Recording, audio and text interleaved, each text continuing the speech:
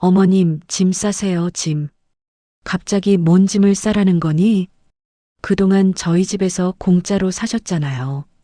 칠순잔치 끝났으면 이제 가실 때도 됐죠. 칠순잔치의 열기가 가시기도 전 아들과 며느리는 지독한 곰팡내가 나는 지하방으로 저를 내쫓았습니다. 화려했던 칠순잔치는 저를 내쫓기 위한 마지막 쇼였던 것이죠. 하지만 아들 부부는 몰랐습니다. 이 썩어가는 지하방보다도 못한 끔찍한 나락으로 떨어져 저에게 싹싹 빌게 될 거란 것을. 안녕하세요. 저는 올해 74시 된 서옥희라고 합니다. 40년을 구멍가게를 운영하며 개미처럼 살아오면서 자식 뒷바라지했지만 그래도 행복했어요. 그런데 그 행복이 제 70번째 생일을 기준으로 끝이 나버렸습니다. 아직도 깊은 상처로 남은 그때의 이야기, 그리고 지금의 이야기를 함께 들려봐 드릴까 해요. 그날은 제 칠순잔치 날이었습니다. 동네에서 제일 큰 식당을 빌려서 잔치를 열었어요. 아들 경준이와 며느리 주연이가 정성스럽게 준비한 잔치였죠. 40년 동안 구멍가게를 하면서 정을 나눈 단골 손님들이 모두 찾아왔습니다. 오래된 친구들도 꽃다발을 들고 하나둘씩 모여들었어요. 식당 안은 금방 사람들로 가득 찼습니다. 며느리 주연이가 제 손을 꼭 잡고 웃으며 말했습니다. 어머님, 오늘 너무 고우세요. 역시 주인공은 다르시다니까요. 어서 여기 상석에 편하게 앉아 계세요. 다른 건 저희가 다 할게요. 저는 그저 며느리의 싹싹한 모습에 마음이 뿌듯했습니다. 주연이는 손님들이 올 때마다 문 앞까지 쏜살같이 달려나가 반갑게 맞이했어요. 아이고, 어서 오세요. 저희 어머님 칠순잔치에 와주셔서 정말 감사합니다. 이쪽으로 오셔요. 친구 정숙이가 제 손을 꼭 잡고는 눈시울을 붉혔습니다. 오키야, 진짜 축하한다. 평생 고생만 하더니 아들 덕에 이런 호강도 다 받고 정말 장하다. 정수가 고마워. 와줘서 정말 고마워. 손님들이 쉴 새 없이 축하 인사를 건넸습니다. 동네 슈퍼주인 김 사장이 쩌렁쩌렁한 목소리로 외쳤어요. 우리 오키 씨, 아들 하나 정말 잘 키웠네. 이 동네에서 제일 큰 식당을 통째로 빌려서 잔치를 열다니. 아이고, 부러워 죽겠네. 경준이가 제 옆에 척 서서 어깨를 감싸며 대답했습니다. 김 사장님 뭐려. 우리 엄마가 저 하나 키우시느라 평생을 바치셨는데요. 이 정도는 아무것도 아니죠. 사람들이 여기저기서 감탄하며 박수를 쳤습니다. 요즘 같은 세상에 저런 효자가 어디 있어. 그러게 말이야. 며느리도 얼마나 싹싹해. 선남선녀가 따로 없네. 저는 손님들의 칭찬을 들으며 가슴이 벅차올랐습니다. 혼자서 아들을 키우느라 고생했던 세월이 주마등처럼 스쳐 지나갔어요.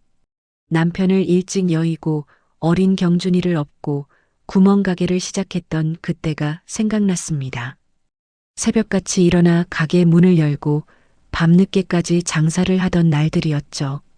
경준이 학비를 벌기 위해 쉬는 날도 없이 일했던 기억이 났습니다. 주연이가 마이크를 잡고 또랑또랑하게 말했습니다. 오늘 어머님을 위해서 특별히 떡과 최고급 한정식으로 준비했습니다. 어머님과 어르신들이 좋아하실 만한 메뉴로만 골랐어요. 많이 드세요. 손님들이 또 환호하며 박수를 쳤죠. 저는 며느리의 말에 가슴이 뭉클했습니다. 정말 저를 끔찍이 생각해서 준비한 것 같았거든요. 물론 이 잔치 비용 500만 원은 제가 평생 구멍가게를 하며 모아둔 통장에서 나간 돈이었습니다. 경준이가 준비했다고 손님들에게는 말했지만 사실은 제 돈으로 치른 잔치였어요. 하지만 그게 대수인가요? 아들이 정성껏 자리를 마련해준 그 마음이 고마워서 저는 기꺼이 통장에서 돈을 꺼내줬습니다. 경준이가 식사 중간중간 제 어깨를 주무르며 살갑게 굴었어요. 엄마, 힘들었지? 이제 진짜 고생 끝이야. 이제 내가 다 알아서 할게. 엄마는 그냥 편하게 쉬면서 지내기만 해. 고맙다, 아들. 저는 아들의 듬직한 손을 덥석 잡았습니다. 이제는 편안한 노후를 아들 내외와 함께 보낼 수 있겠다는 생각이 들었어요. 하지만 마음 한구석에는 애써 외면하고 싶은 작은 불안감이 있었습니다. 5년 전 그 일이 자꾸만 머릿속에 떠올랐어요. 어느 날 경준이가 저에게 무릎까지 꿇고 부탁했을 때였죠. 엄마, 나 사업 시작해야 하는데 은행에서 담보를 요구해. 엄마 명의로 된 이 집 잠깐만 내 앞으로 옮겨주면 안 될까? 대출만 받고 바로 다시 옮겨줄게. 응? 저는 하나뿐인 아들의 간절한 부탁에 아무 의심 없이 도장을 찍어줬습니다. 경준이는 눈물까지 글썽이며 고맙다고 제 손을 얼마나 세게 잡았는지 모릅니다. 그런데 딱 그때부터였습니다. 아들 부부의 태도가 미묘하게 달라지기 시작한 것이요. 특히 주연이의 눈빛이 예전처럼 따뜻하지 않았습니다. 저를 볼 때마다 왠지 모르게 귀찮아하는 기색이 역력했죠. 하지만 오늘만큼은 그런 걱정을 다 잊고 싶었습니다. 이렇게 큰 잔치를 열어준 아들 부부가 정말 고마웠어요. 제 걱정이 그저 기우이기를 바랐습니다. 잔치가 끝나고 집으로 돌아오는 길이었습니다. 주연이가 핸드폰을 보며 경준이에게 퉁명스럽게 말했습니다. 자기야, 언제 도착해? 나 오늘 하루 종일 웃었더니 피곤해 죽겠네. 경준이가 힐끔 주연이를 보더니 다시 저를 보며 말했습니다. 엄마, 오늘 피곤했지? 70평생 고생만 했잖아. 이제 진짜 좀 쉬어. 저는 아들의 말에 고개를 끄덕이며 희미하게 웃었습니다. 그래, 이제 너희들이랑 편하게 지내고 싶구나. 그게 내 마지막 소원이다. 경준이가 백미러 속 제 눈을 똑바로 보며 대답했습니다. 응, 엄마가 아주 편하게 지낼 수 있게 해줄게. 경준이의 말투가 그날따라 정말 다정했죠. 저는 미소를 지으며 창밖의 어두운 거리를 바라봤습니다. 잔치 다음 날 아침이었습니다. 갑자기 주연이가 제 방문을 벌컥 열고 들어왔어요. 그런데 그 얼굴에는 어제의 그 살가운 웃음이 온데간데 없고 싸늘한 시선이 가득했습니다. 어머님, 짐 싸세요. 뭐, 짐? 짐 싸시라고요. 오늘 이사 가셔야 하니까. 이사라니? 갑자기 무슨 소리냐? 반지하 월세방 하나 계약해 놨으니까요. 오늘 당장 그쪽으로 가세요. 저는 제 귀를 의심했습니다. 주연아, 무슨 농담을. 주연이가 코웃음을 쳤습니다. 농담이요? 어머님, 제가 지금 농담하는 걸로. 그때 경준이가 방에서 나왔습니다. 엄마, 이제 엄마 혼자 사시는 게 편하실 거야.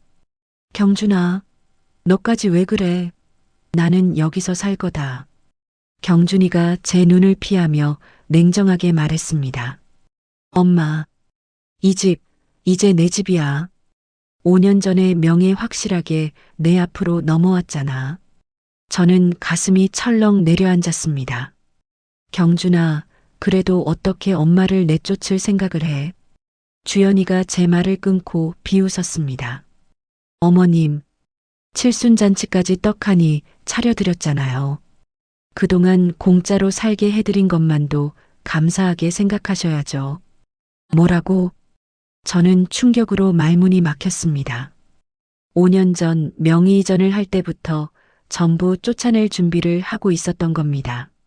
어머니, 반지하 월세 20만 원은 우리가 내줄게. 고마운 줄 아세요. 그리고 이사 짐센터는 이미 불렀어요. 1시간 뒤면 도착할 거예요. 빨리 싸세요. 주연이가 핸드폰 시계를 보며 덧붙였습니다. 경준아, 제발 나한테 이러지 마. 네가 어떻게 나한테 이러니? 경준이가 짜증스럽게 말했습니다. 아, 엄마. 제발 좀 감정적으로 굴지 마. 그냥 각자 편히 살자고.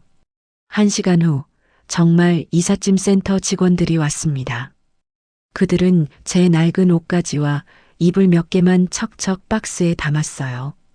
저는 멍하니 서 있다가 직원에게 물었습니다. 저기요, 저기 장롱이랑 그릇들은요? 짐센터 직원이 저를 힐끔 보더니 말했습니다. 아, 저것들은 다 버리라고 하셨는데요? 누가요? 아드님이요. 제 손때가 묻은 가구들, 단골 손님들이 정이라며 선물해준 그릇들, 제 추억이 모두 버려지는 거였습니다. 저는 피눈물을 흘리며 짐을 쌌습니다. 60년을 살아온 내 집에서 저는 이렇게 거지처럼 쫓겨나는 거였습니다. 트럭을 타고 도착한 곳은 지독한 곰팡이 냄새가 가득한 반지하 방이었습니다. 창문은 땅 밑에 있어서 흙먼지 묻은 사람들의 발만 보였어요. 누군가 지나갈 때마다 시끄러운 신발 소리가 머리를 울렸습니다. 이삿짐 센터 직원들이 제 낡은 박스 몇 개를 방구석에 툭 내려놓고 갔습니다. 저는 그 순간 깨달았습니다. 제 인생이 완전히 무너졌다는 것을요. 어제 그 화려했던 칠순잔치의 행복이 모두 거짓이었다는 것을요. 저는 차가운 바닥에 주저앉아 소리내어 울었습니다. 어떻게 내 아들이 나한테 이럴 수가 있을까요? 평생을 아들 하나만 보고 살았는데. 하지만 우는 것만으로는 아무것도 해결될 게 없었습니다. 저는 눈물을 닦고 일어섰어요. 당장 내일부터 어떻게 살아야 할지 그걸 생각해야 했습니다. 반지하 방에서 첫날 밤을 보냈습니다. 천장이 낮아서 숨이 막힐 것 같았어요. 가져온 이불은 금방 축축하고 퀴퀴한 냄새가 배었고 코를 찌르는 곰팡이 냄새에 숨이 막혔습니다. 평생 살던 집에서 하루아침에 쫓겨났다는 게 도무지 믿기지 않아 눈을 감아도 잠이 오지 않았습니다. 눈을 감아도 잠이 오지 않고 한숨만 푹푹 나왔습니다. 퀭한 눈으로 일어나 화장실로 가서 수도꼭지를 트니 붉은 녹물이 콸콸 섞여 나왔습니다. 냉장고는 손바닥만 해서 김치 한 통 넣으면 다른 건 넣을 공간조차 없었습니다. 저는 생계를 위해 일자리를 찾아 나섰습니다. 하지만 70살 노인을 쓰겠다는 곳은 많지 않았어요. 동네 식당을 하나씩 찾아다녔습니다. 대부분 나이가 너무 많다며 고개를 저었지만 마침내 한 중국집에서 설거지 일을 구했습니다. 주인 아주머니가 저를 위아래로 훑어보며 퉁명스럽게 말했습니다. 할머니, 우리 가게 일 무지하게 힘든데 허리 아파서 쓰러지는 거 아니에요? 아닙니다. 할 수 있습니다. 제가 40년 동안 가게를 했어요. 그럼 하루에 4만 원 드릴게. 대신 아침 10시부터 저녁 6시까지 8시간 꼬박 일해야 해요. 중간에 아프다고 가면 일당 없어요. 네, 알겠습니다. 감사합니다. 다음 날부터 저는 식당에서 일을 시작했습니다. 아침 10시에 출근해서 저녁 6시까지 일했어요. 뜨거운 설거지 물에 손이 금방 빨갛게 부어올랐습니다.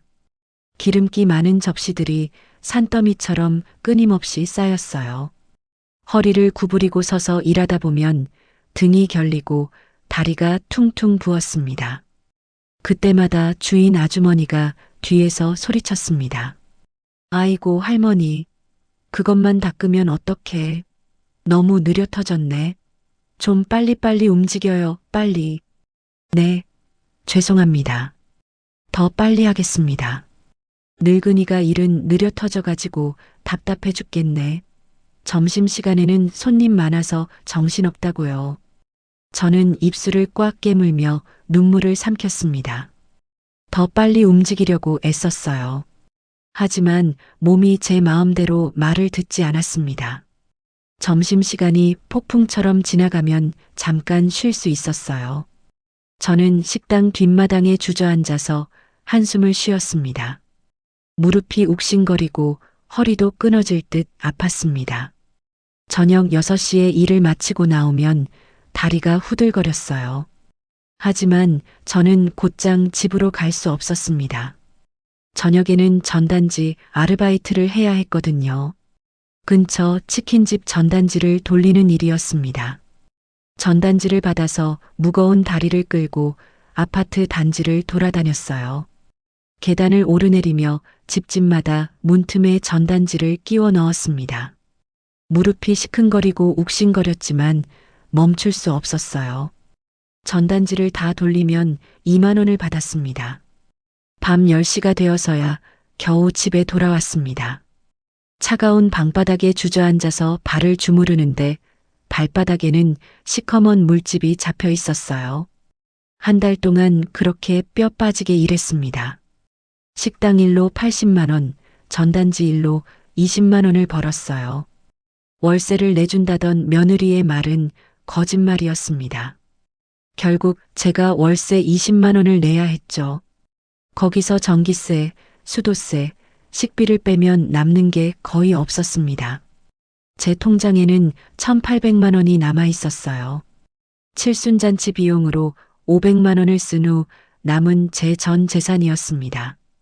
저는 이 돈을 함부로 쓸 수 없었습니다. 이것마저 다 쓰면 정말 아무것도 남지 않을 테니까요. 어느 날 식당에서 정신없이 설거지를 하고 있는데 누가 저를 불렀습니다. 혹시 너 오키 맞지? 고개를 드니 동네 친구 정수기가 제 앞에 서 있었습니다. 정수기가 금방이라도 올 것 같은 표정으로 저를 바라봤어요. 오키야, 네가 왜 여기서 이런 일을 하고 있어? 저는 당황해서 고무장갑을 낀 손을 앞치마 뒤로 감췄습니다. 정수가, 여긴 어쩐 일이야? 그냥 심심해서 일 좀 하고 있어. 무슨 소리야? 칠순잔치 그렇게 크게 하더니 왜 여기서 설거지를 해? 이게 심심해서 할 일이니? 아이고, 집에만 있으니까 답답해서. 나야 뭐 일하는 게 체질이잖아. 정수기가 제 손을 덥석 잡았습니다. 손이 뜨거운 물에 불고 거칠게 부르터 있었어요. 오키야, 너 무슨 일 있는 거지? 솔직하게 말해봐. 아무 일도 없어. 정말이야. 걱정하지 마. 정수기가 깊은 한숨을 쉬며 말했습니다.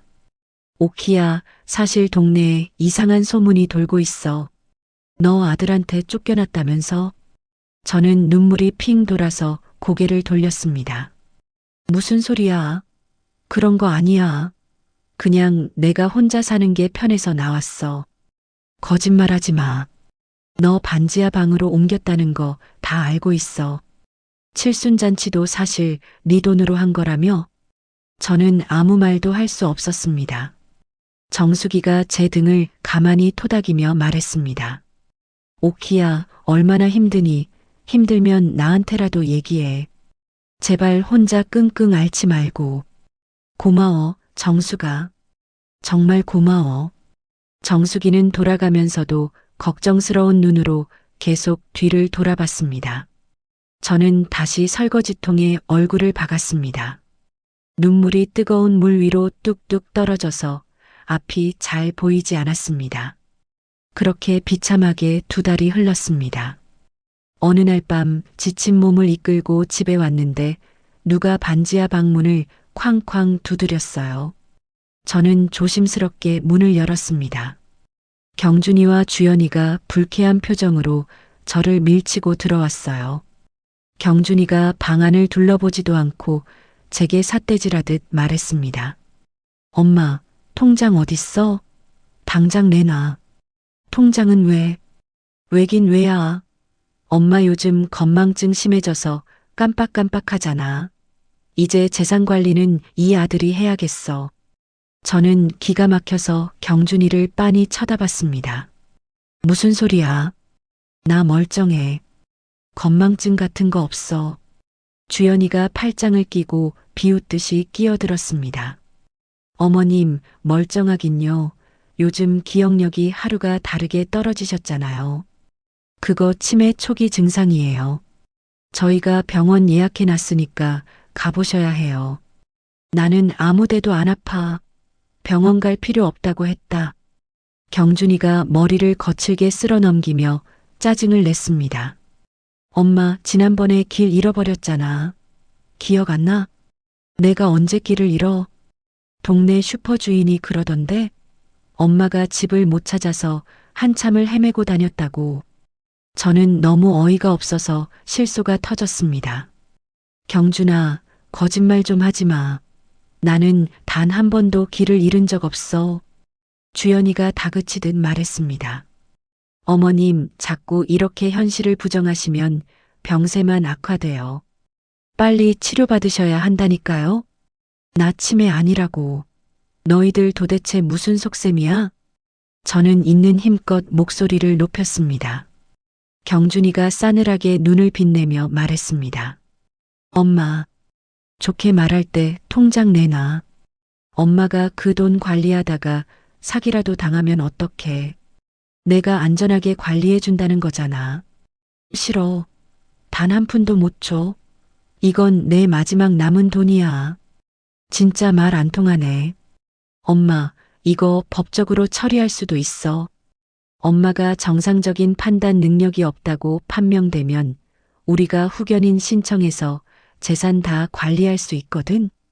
저는 가슴이 철렁 내려앉았습니다. 경준이가 정말로 제 마지막 돈까지 빼앗으려 한다는 걸 알았어요. 나가, 이 돈에 미친 것들아. 당장 내 집에서 나가. 저는 문을 가리키며 소리를 질렀습니다. 경준이와 주연이가 어깨를 으쓱하며 밖으로 나갔습니다.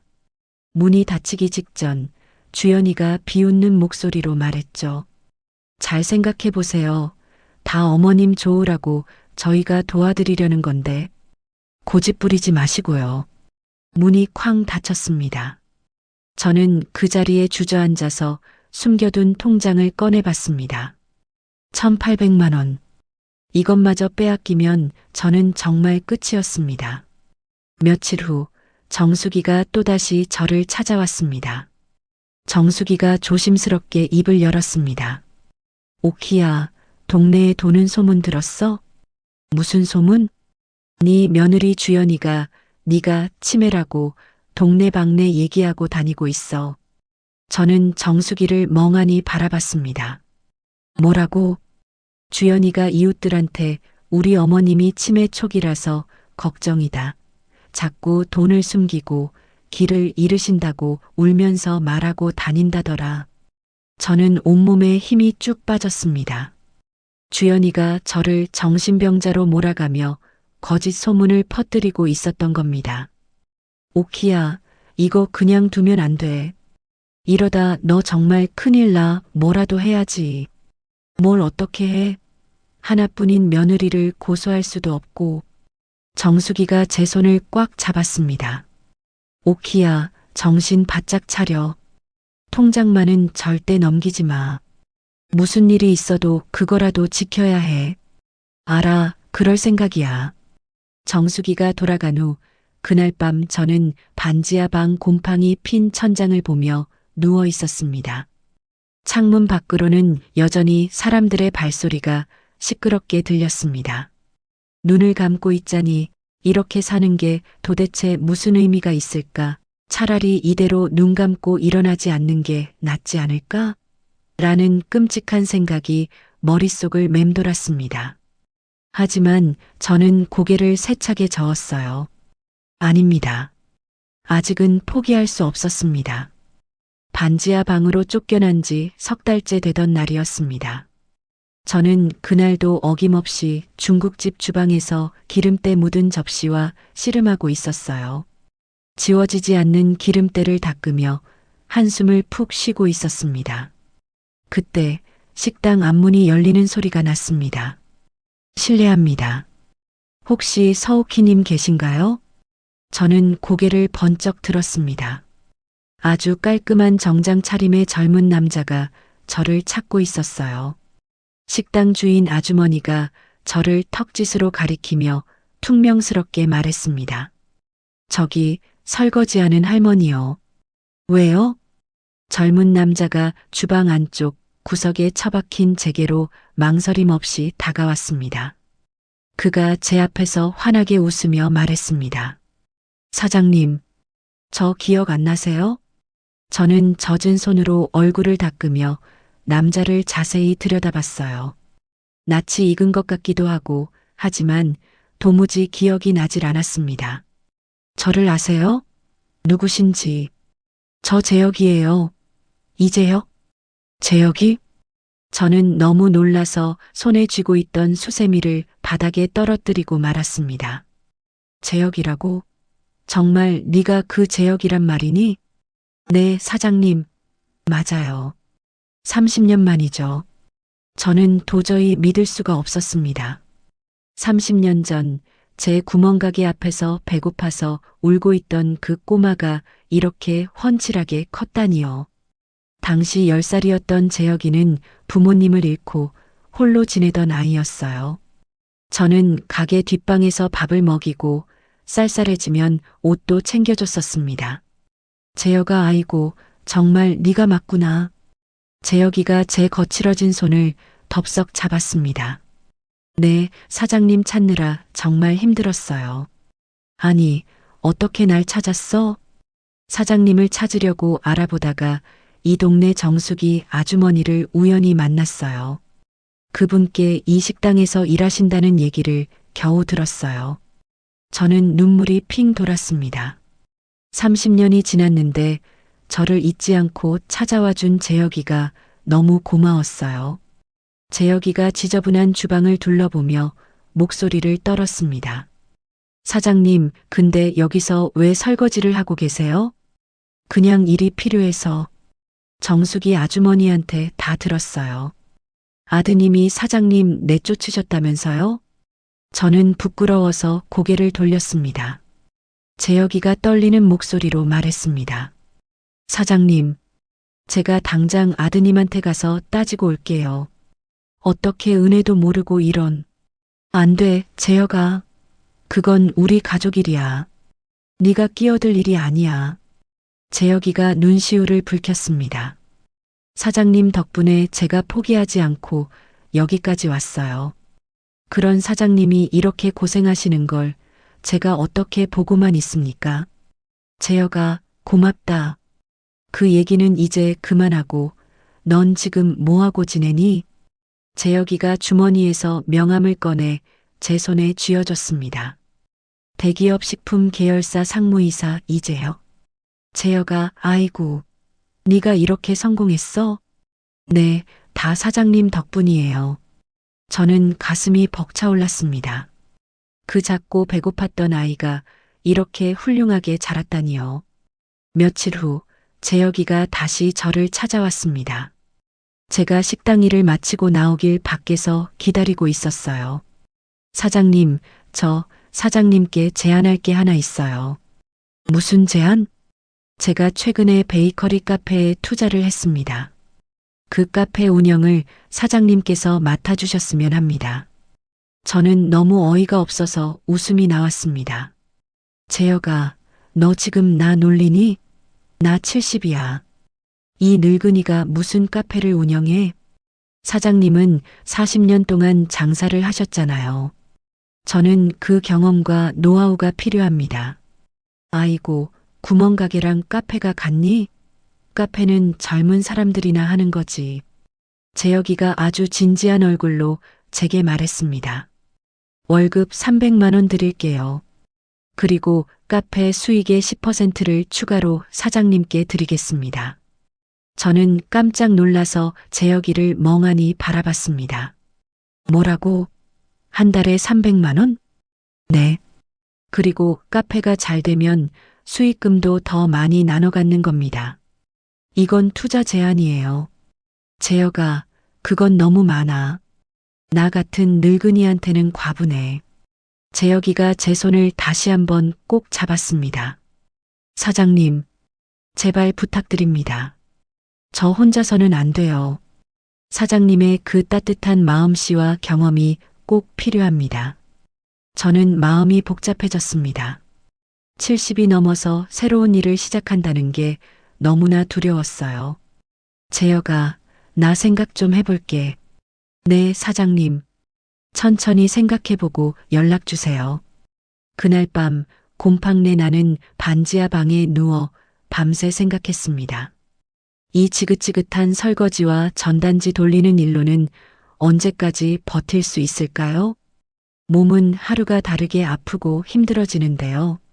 재혁이의 제안이 자꾸만 머릿속을 맴돌았습니다. 며칠 후 제가 결심을 굳히려던 바로 그때였습니다. 경준이가 어떻게 알았는지 반지하 방문을 박차고 들어왔어요. 엄마, 지금 무슨 카페를 한다고 난리야? 누가 그러던? 시끄럽고 동네에 소문 다 났어. 엄마가 웬 사기꾼 놈한테 속아서 카페를 한다고. 경준이가 방안을 삿대질하며 화를 냈습니다. 엄마, 제정신이야? 그 자식이 엄마 꼬드겨서 이용하려는 거잖아. 엄마가 뭘 할 줄 아는 게 있다고. 재혁이는 그런 애가 아니야. 그때 뒤에 서 있던 주연이가 코웃음을 치며 끼어들었습니다. 어머님, 제발 정신 좀 차리세요. 치매 걸린 노인이 무슨 사업을 한다고 그래요? 동네 사람들한테 웃음거리 되고 싶으세요? 저는 주연이를 똑바로 쳐다보며 말했습니다. 나는 치매 아니라고 했다. 그리고 너 그따위 거짓말 좀 그만해. 언제까지 그 더러운 입을 함부로 놀리고 다닐 거니? 그러자 경준이가 제게 으름장을 놓았습니다. 엄마, 내가 어제 그 자식 만나서 단단히 경고했어. 다시는 우리 엄마한테 함부로 접근하지 말라고. 뭐라고? 네가 무슨 권리로? 저는 저도 모르게 소리를 질렀습니다. 경준이와 주연이가 놀란 표정으로 저를 바라봤어요. 나는 이제 내 인생 살 거야. 너희들은 이제 내 인생에서 신경 좀 끄고 살아. 엄마, 지금 이게 무슨 말이야? 나가. 당장 썩 나가지 못해? 경준이와 주연이가 씩씩거리며 나갔습니다. 저는 그 자리에 주저앉아서 한참을 그렇게 있었습니다. 그런데 이상했습니다. 분노로 온몸이 떨리면서도 마음 한구석이 후련했어요. 평생 처음으로 아들에게, 며느리에게 제 속마음을 터뜨린 것 같았습니다. 다음 날 저는 재혁이에게 전화를 걸었습니다. 재혁아, 나 할게. 네, 정말요, 사장님? 그래, 해볼란다. 이 늙은이가 뭘 할 수 있을지는 모르겠지만 한번 해볼게. 재혁이가 전화기 너머로 기뻐하며 말했습니다. 고맙습니다, 사장님. 정말 고맙습니다. 절대 후회 안 하실 거예요. 일주일 후 재혁이가 저를 카페로 데려갔습니다. 신도시 상가 1층, 가장 햇볕이 잘 드는 모퉁이 자리였어요. 아직 공사가 한창이었지만 통유리창으로 햇빛이 쏟아져 들어왔습니다. 사장님, 여기가 저희 카페입니다. 세상에 참 넓고 좋다, 재혁아. 한 달 후에 오픈할 겁니다. 그때까지 사장님께서 준비하시면 돼요. 재혁이가 저에게 2명의 젊은 직원을 소개했습니다. 여기는 우리 카페 바리스타를 맡아줄 은지 씨예요. 은지라는 젊은 아가씨가 저를 보고 환하게 웃으며 90도로 인사했습니다. 안녕하세요, 사장님. 저는 박은지라고 합니다. 잘 부탁드립니다. 그리고 여기는 우리 제빵을 책임질 혁수 씨고요. 혁수라는 젊은 남자가 수줍게 고개를 숙이며 인사했습니다. 안녕하세요. 이혁수입니다. 저는 어색하게 두 사람에게 인사했습니다. 아이고, 안녕하세요. 저는 서욱희예요. 잘 부탁해요. 내가 나이가 많아서 혹시라도 불편하면 바로바로 얘기해줘요. 은지가 제 손을 잡으며 웃었습니다. 아니에요, 사장님. 오히려 저희가 사장님한테 배울 게 많을 것 같아요. 40년 장사 노하우 저희한테 팍팍 전수해 주세요. 다음 날부터 저는 반지하 방이 아닌 햇살 가득한 카페로 출근했습니다. 은지가 저에게 커피 만드는 법을 가르쳐 줬어요. 사장님, 여기 이 원두를요. 이렇게 갈아서요. 이 버튼을 꾹 누르시면 돼요. 아이고, 이건 또 뭐고 저건 뭐냐? 복잡해서 못하겠다. 천천히 하시면 돼요. 하나도 어렵지 않아요. 은지는 정말 친딸처럼 다정하고 친절하게 가르쳐 줬습니다. 제가 돌아서면 잊어버리니까 10번이고 20번이고 웃으면서 반복해서 알려줬어요. 혁수는 매일 새벽 4시에 출근해서 빵을 구웠습니다. 어느 날 제가 궁금해서 새벽에 일찍 나가봤어요. 혁수가 묵묵히 밀가루 반죽을 치대고 있었습니다. 혁수야, 매일 이렇게 일찍 나와서 일하니? 네, 사장님. 빵은 새벽에 구워야 손님들이 제일 맛있는 빵을 드실 수 있거든요. 아이고, 고생이 많구나. 괜찮습니다. 제가 좋아서 하는 일인데요. 저는 카운터에서 손님을 맞이하는 연습을 했습니다. 어서 오세요. 행복한 빵집입니다. 청소하는 법도 배우고 산더미 같은 재료를 정리하는 것도 익혔어요. 처음에는 모든 게 낯설고 서툴렀지만 하루가 다르게 점점 익숙해졌어요. 한 달이 지나고 드디어 카페가 문을 열었습니다. 재혁이가 커다란 꽃다발을 들고 왔어요. 사장님, 축하드립니다. 고맙다, 재혁아. 다 네 덕분이다. 하지만 기대와 달리 첫 달은 손님이 거의 없었습니다. 하루에 서너 명 오는 게 전부였어요. 저는 애써 카페를 차려준 재혁이한테 너무 미안했습니다. 재혁아, 손님이 너무 없네. 나 때문에 괜히 너만 손해보는 거 아니야? 사장님, 괜찮습니다. 이제 시작인데요. 시간이 좀 필요해요. 절대 걱정하지 마세요. 은지와 혁수도 제 어깨를 두드리며 힘을 내라고 격려해줬습니다. 저는 매일 아침 카페에 가장 먼저 나가서 청소를 하고 문 열 준비를 했습니다. 손님이 단 한 명 없어도 혁수는 빵을 구웠고 은지는 커피를 준비했어요. 카페 문을 연 지 2달째가 되었습니다. 조금씩, 아주 조금씩 단골 손님이 생기기 시작했어요. 근처 회사원들이 아침에 커피를 사러 오기 시작했습니다. 공부하러 오는 학생들도 가끔 들렀어요. 어느 날 오후 손님이 5명쯤 테이블에 앉아 있었습니다. 저는 카운터에서 막 주문을 받고 있었어요. 그때 카페 문이 벌컥 열렸습니다. 주연이었습니다. 며느리의 얼굴이 분노로 일그러져 있었어요. 어머님, 주연이가 카페가 떠나가라 큰 소리로 외쳤습니다. 커피를 마시던 손님들이 모두 놀라서 저희를 쳐다봤어요. 어머님, 지금 여기서 뭐 하시는 거예요? 주연아, 조용히 해. 손님들 계시다. 손님들. 주연이가 갑자기 손님들을 향해 돌아서며 소리쳤습니다. 여러분, 속지 마세요. 이 사람 저희 시어머니인데 치매 환자예요. 정신이 온전치 못한 사람이라고요. 이런 사람이 만든 음식을 어떻게 믿고 먹어요? 저는 얼굴이 불타는 것처럼 화끈거렸습니다. 손님들이 당황하며 수군거리기 시작했어요. 뭐야, 저 할머니가 치매라고? 헐, 그럼 여기 음식 먹어도 되는 거야? 신고해야 하는 거 아니야? 한 손님이 자리에서 벌떡 일어나 밖으로 나갔습니다. 다른 손님들도 겁에 질린 표정으로 하나둘씩 따라 나갔어요. 주연아, 너 정말 그만해. 어머님이 그만두세요. 치매 걸렸으면 집구석에 조용히 처박혀 있을 것이지 어딜 나와서 이 망신을 시켜요. 그때 사무실에서 소리를 듣고 재혁이가 뛰어나왔습니다. 아니, 지금 여기서 뭐 하시는 겁니까? 당신 뭐야? 당신이 우리 어머님 꼬드긴 그 사기꾼이지? 시어머니 이용해서 돈 벌려는 속셈이지? 말 함부로 하지 마시죠. 당장 나가세요.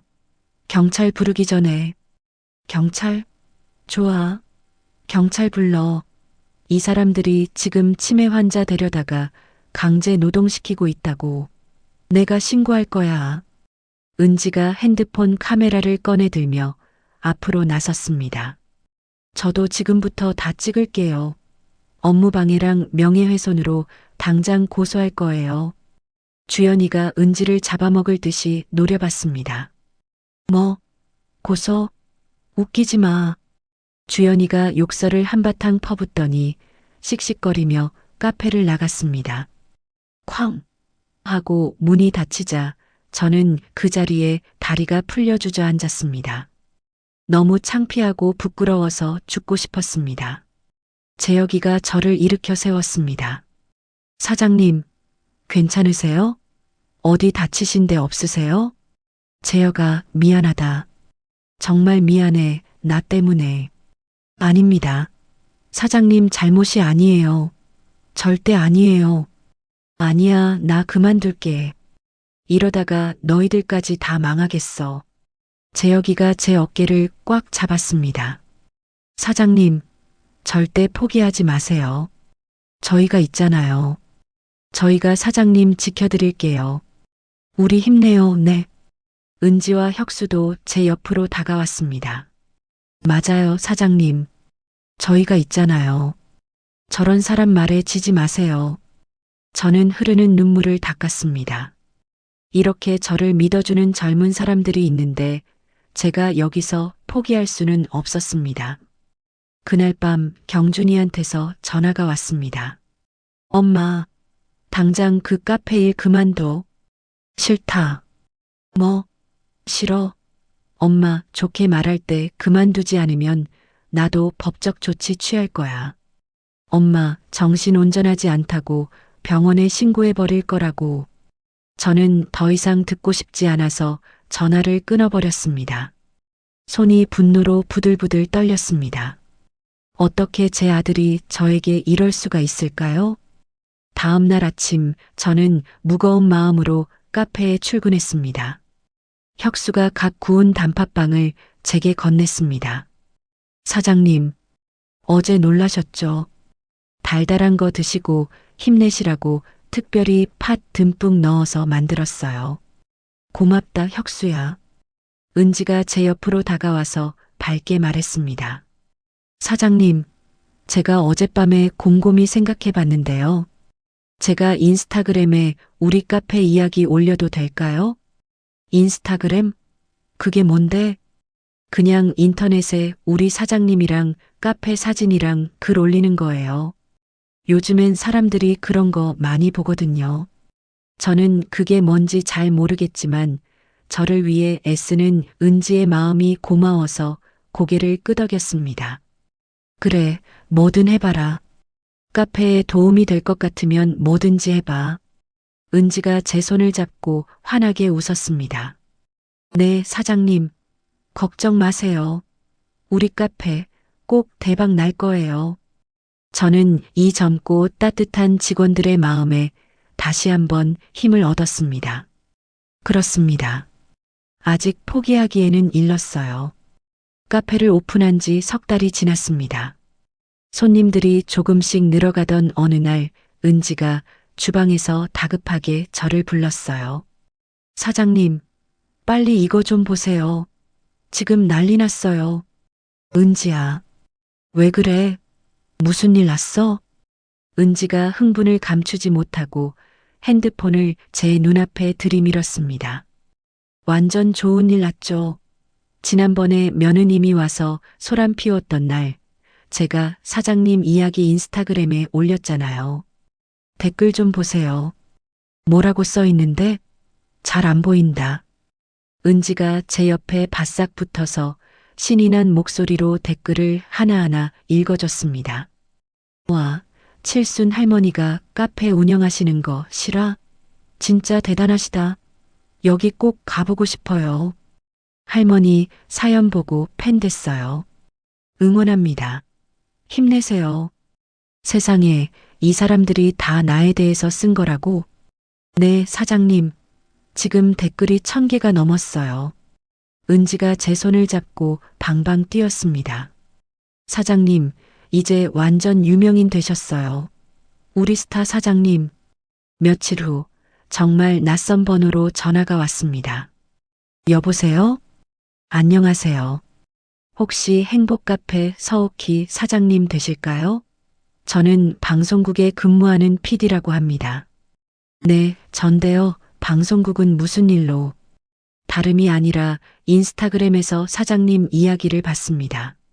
저희 프로그램에서 사장님의 사연을 좀 취재하고 싶은데 혹시 시간 괜찮으실까요? 저는 너무 당황했습니다. 방송이요? 저 같은 늙은이를 뭘 찍겠다고요? 아닙니다. 사장님 이야기가 정말 감동적이거든요. 칠순의 새로운 도전을 하신다는 것 자체가 요즘 힘들어하는 많은 분들께 큰 희망을 드릴 것 같아요. 저는 재혁이와 은지에게 이 사실을 말했습니다. 재혁이가 웃으며 말했습니다. 사장님 망설일 게 뭐 있어요? 당연히 하셔야죠. 우리 카페 홍보도 되고 얼마나 좋아요. 그래도 내가 카메라 앞에 서려니 영 부담스럽고 떨리는데. 은지가 제 손을 꼭 잡았습니다. 사장님, 걱정 마세요. 사장님은 그 자체로 멋있으시니까요. 저는 결국 취재를 승낙하고 방송 촬영 날이 왔어요. 커다란 카메라와 조명이 카페 안으로 들어왔고 저는 떨리는 마음으로 앞치마 자락만 매만졌어요. PD가 저를 안심시키려는 듯 웃으며 말했습니다. 사장님, 너무 긴장하지 마시고 그냥 평소에 하시던 대로 편하게 해주세요. 카메라에 빨간 불이 들어오고 작가가 부드러운 목소리로 질문했습니다. 사장님, 칠순이라는 나이에 이렇게 카페를 시작하시게 된 특별한 계기가 있으신가요? 저는 숨기지 않고 솔직하게 대답했습니다. 사실 제가 칠순잔치 바로 다음 날 아들 며느리와 살던 집에서 쫓겨났어요. 네, 쫓겨나셨다고요? 네. 그래서 반지하 방에서 설거지 일을 하다가 기적처럼 은인을 만났죠. 은인이라면? 네. 지금으로부터 30년 전에 제가 배고파서 울던 아이한테 밥을 준 적이 있어요. 그 아이가 저를 찾아와서 이 카페를 제안했어요. 작가가 눈시울을 붉혔습니다. 세상에, 그럼 사장님이 베푸신 선행이 30년 만에 돌아온 거네요. 그런 것 같아요. 그래서 저도 손님들한테 더 잘해드리려고 노력해요. 구멍가게를 40년 동안 하셨다고 들었어요. 네, 혼자서 아들 하나 키우느라 40년을 꼬박했죠. 촬영이 끝나고 PD가 제 손을 잡았습니다. 사장님, 정말 멋진 분이십니다. 방송 나가면 큰 반응이 있을 것 같아요. 일주일 후 방송이 나갔습니다. 저는 카페에서 재혁이, 은지, 혁수와 함께 옹기종기 모여 방송을 봤어요.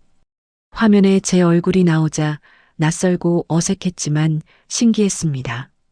방송이 끝나자 재혁이가 박수를 치며 말했습니다. 사장님, 니아 정말 잘하셨네요. 감동적인데요? 그래. 늙은이가 주책맞게 나와서 영 민망한데. 다음 날 아침 정말 기적이 일어났습니다. 카페 문을 열자마자 사람들이 줄을 서 있었어요. 할머니, 방송 정말 잘 봤어요. 너무 멋있으세요. 응원해요. 할머니, 저희랑 사진 한 장만 같이 찍어주실래요? 저는 어색해서 손사래를 쳤어요. 아이고, 나 같은 늙은이랑 사진을 찍어서 뭐 한다고 그래. 아니에요, 사장님. 정말 존경스러워요. 저희 엄마한테도 보여드릴 거예요. 저는 점점 손님들과 이야기하는 게 즐거워졌습니다. 손님 한 분 한 분의 얼굴과 이름을 기억하려고 노력했어요. 40년 전 구멍가게를 할 때처럼 말이죠. 어느 날 은지가 결산을 끝내고 통장을 들고 달려왔습니다. 사장님, 이번 달 수익이 무려 1,000만 원이에요. 순수익만요. 뭐라고? 1,000만 원? 재혁이가 저를 보며 환하게 웃었습니다. 네, 사장님. 그러니까 사장님 몫은 기본 급여 300만 원에 수익의 10% 100만 원을 더해서 총 400만 원입니다. 400만 원?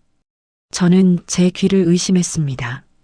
한 달에 400만 원을 버는 날이 제게 올 줄은 꿈에도 몰랐어요. 재혁아, 이거 너무 많은 거 아니야? 나한테 이렇게 많이 줘도 돼? 무슨 말씀을요, 사장님. 다 사장님 덕분에 우리 카페가 이렇게 잘 되는 건데요. 당연히 받으셔야죠. 은지가 제 통장에 돈을 바로 입금해 줬습니다. 저는 찍힌 숫자를 보며 눈물이 났어요.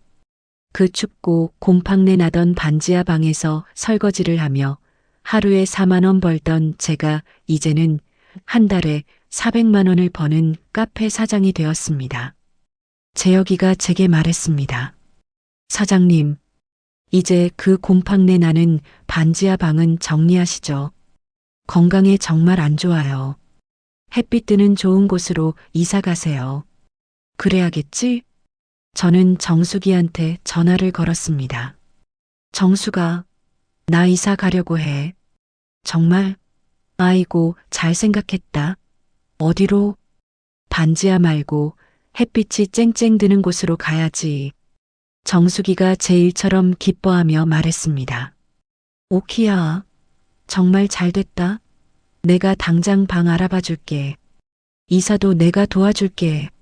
일주일 후, 저는 햇빛이 잘 드는 깨끗한 2층 원룸으로 이사했습니다. 작은 방이었지만 환한 창문이 있었고 화장실도 깨끗했으며 작은 부엌도 있었습니다. 정수기가 짐을 날라주며 제 손을 잡았습니다. 오키야, 이제야 정말 사람 사는 집 같다. 고생 끝났어. 그러게 말이다, 정수가. 나도 그래. 그날 저녁 카페 직원들이 집들이 선물을 들고 찾아왔습니다. 은지가 예쁜 화분을 들고 왔어요. 사장님, 새집 장만하신 거 축하드려요. 이거 햇빛 좋아하니까 창가에 두고 키우세요. 공기 정화에 최고래요. 혁수는 이런저런 생활용품을 한 보따리 가져왔습니다.